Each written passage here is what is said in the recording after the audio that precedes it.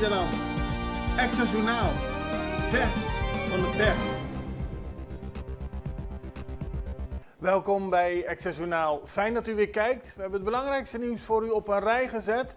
En we beginnen met een bericht dat het ministerie 1 miljoen gulden aan huur moet terugbetalen. Tenminste, dat is een brief die gestuurd is aan het ministerie van Gezondheid, Natuur en Milieu. Dat is gedaan door de Stichting Bureau Ziektekostenvoorzieningen. Die zegt dat er meer dan 1 miljoen gulden aan huur open staat. De brief is gestuurd naar de secretaris-generaal van het ministerie en het gaat om een gebouw van BZV in Brievengat. In 2018 is door de overheid gestopt met het betalen van de huur van 14.000 gulden per maand. En dat is na 6 jaar flink opgelopen. Zoals bekend bestaat de Bureau Stichting Ziektekosten niet meer. Tenminste, actief is ze niet meer. Maar de verheffenaars stellen alles in het werk om openstaande bedragen te incasseren. Volgens de verheffenaars moet de overheid geld gaan betalen. En hopen ze binnen 14 dagen een voorstel van het ministerie te ontvangen over de betaling van de huur. Het gaat om het gebouw dat wordt gehuurd door de Stichting Jeugdgezondheidszorg, JGZ, ofwel Salou Juvenil in Brievengat. FKP komt bewoners niet tegemoet. Dat hebben de mensen te horen gekregen die een huis hebben gekocht bij het grote woonproject van Weetsi. Er is veel mis met de bouw, zo bleek in de afgelopen periode. Extra's geven meerdere keren over.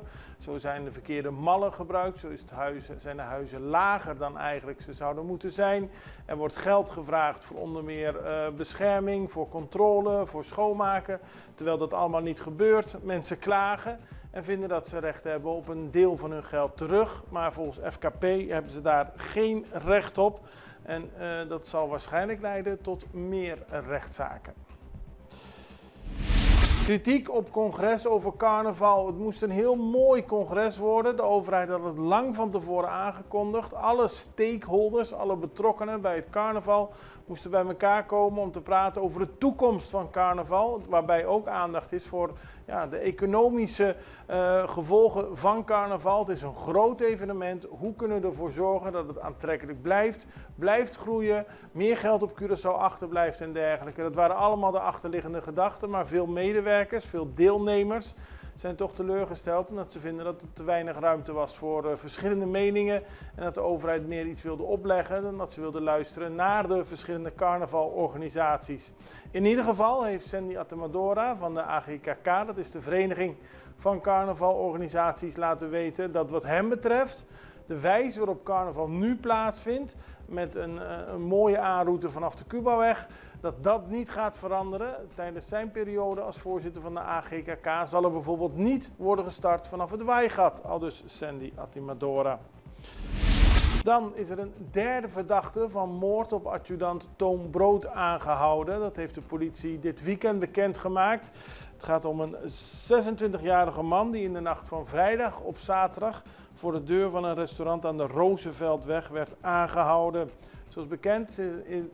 Zoals bekend zijn in de afgelopen periode 2 andere verdachten ook al aangehouden. Dat ging om mannen die zichzelf hadden aangemeld bij de politie. En nu zijn er dus 3 verdachten van de moord op adjudant Toon Brood.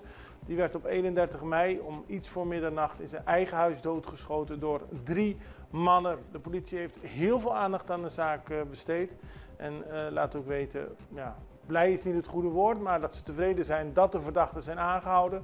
Nu volgt natuurlijk nog de ondervragingen en het verdere onderzoek. Argentijnse toeristen geholpen. Een mooi staaltje van samenwerking en van heel veel aardige mensen bij elkaar, zou ik bijna willen zeggen. Maar er was een groep Argentijnen, een familie, hier op vakantie op ons eiland en al hun reispapieren werden gestolen. Dat is heel vervelend. Ook omdat dat natuurlijk ervoor zorgt dat ze niet zomaar terug kunnen naar hun land. Maar er is hard gewerkt door Politour, door de politie, door de immigratie, door het toerismebureau. Het gaat dan vooral om de politie bij luchthaven Hato. Die hebben de handen ineengeslagen, gezorgd dat de mensen toch kunnen terugreizen. En ze zijn zelfs meegegaan in het vliegtuig om te zorgen dat alles goed geregeld was en dat er geen problemen waren. De familie zelf laat weten heel blij te zijn. Natuurlijk, de diefstal van de reispapieren is heel vervelend. Maar de wijze waarop ze op Curaçao zijn behandeld, zal er volgens hen toe leiden dat ze binnenkort snel weer terugkomen. In elkaar geslagen man naar CMC gebracht. Er was eerst een verhaal dit weekend dat er iemand was neergeschoten in Bokasami. Later bleek dat om een man te gaan die in elkaar geslagen was. Dermate ernstig dat hij naar het ziekenhuis moest worden gebracht. Er is geen ambulance gebeld. Hij is gewoon met een personenauto voor de deur van het ziekenhuis afgezet voor medische behandeling. Waarom hij in elkaar geslagen is, wie daarvoor verantwoordelijk is, dat wordt nog allemaal onderzocht. En dan gaan we naar een bericht over Bonaire. Zorgen over kindermisbruik op Bonaire. Dat schrijft Bonaireano. Er waren in 2023 13 meldingen van seksueel misbruik van minderjarigen. Maar volgens veel betrokkenen is dat het topje van de ijsberg. Gedeputeerde Nina de Heijer zegt op de hoogte te zijn van de ernst van het probleem.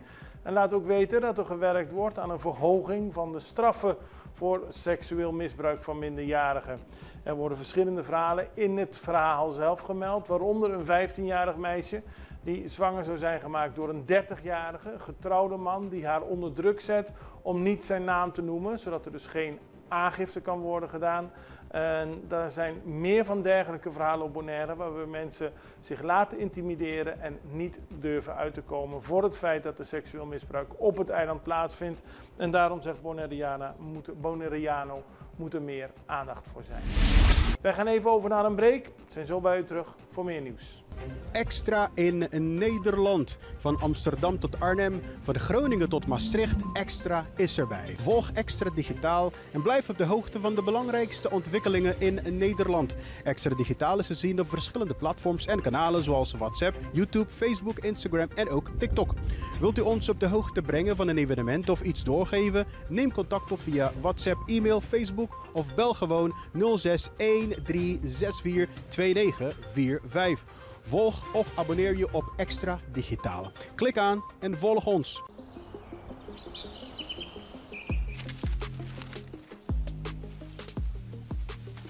Welkom op Curaçao, een van de mooiste eilanden in de Caribiën, een ware parel. En het is een eiland waar je van heel veel zaken kunt genieten. Van de natuur, van de zee, van het eten, van de mensen en zoveel meer.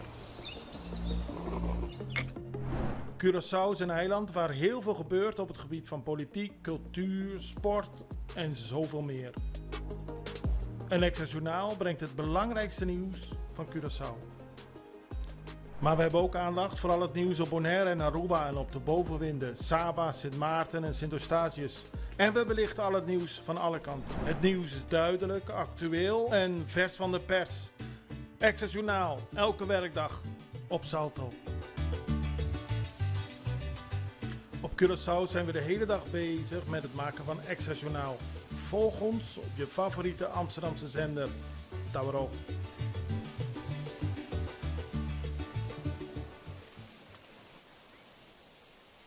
Op Sint Maarten is er veel aandacht voor het overlijden van een baby van 1 maand. De politie van Sint Maarten laat weten dat ze betreuren dat er een baby van 1 maand is overleden.